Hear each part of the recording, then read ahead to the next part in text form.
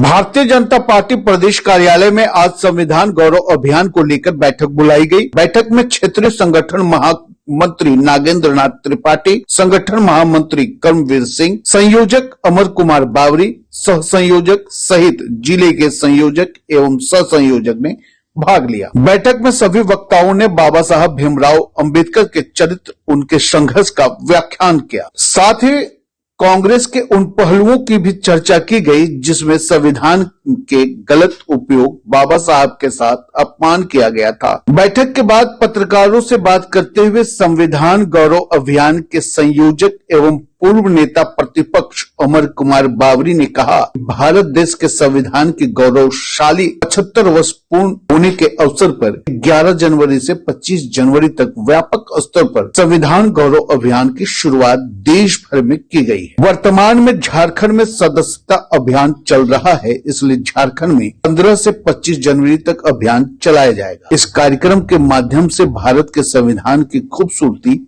उसकी ताकत, बाबा साहब के देश के प्रति सोच, संदेशों को और साथ ही कांग्रेस के द्वारा बाबा साहब के साथ किए गए अपमानों को और भारतीय जनता पार्टी के द्वारा बाबा साहब को दिए सम्मान को आम जनता तक पहुंचाने का कार्य किया जाएगा। आइए सुनते हैं संविधान गौरव अभियान के संयोजक अमर कुमार बावरी का क्या कुछ कहना है। 26 नवंबर 1949 को देश का संविधान को अंगीकृत भारत ने किया था। 2025 में देश के संविधान के 75 साल पूरे हो रहा है। 2024 में हुआ है। संविधान के 75 साल पूरे होने पर उसके गौरव गाथा के लिए 11 जनवरी से लेकर के 25 जनवरी तक पूरे देश में एक व्यापक संविधान गौरव अभियान के रूप में मनाया है।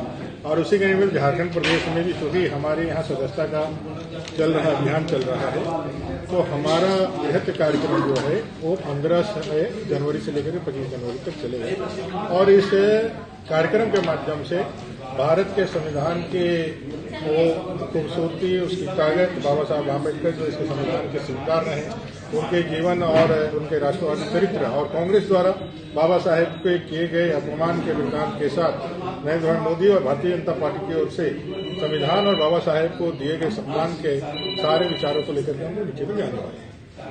सर, एक सवाल। पूर्व प्रदेश अध्यक्ष, पूर्व राष्ट्रीय उपाध्यक्ष, प्रदेश के कई एक पदों के साथ मुख्यमंत्री पद का दायित्व ग्रहण करने वाले और 5 साल तक लगातार मुख्यमंत्री के रूप में कार्य करके विकास के नए आयाम खींचने वाले और राज्यपाल के रूप में भी अनुभव प्राप्त करके वापस भारतीय जनता पार्टी के सक्रिय राजनीतिक सदस्य के रूप में वो शामिल हो रहे हैं। निश्चित रूप से भारतीय जनता पार्टी उनके मार्गदर्शन, उनके जो राजनीतिक अनुभव है उसका लाभ लेकर के आगे बढ़ेगी, अच्छा करेगी।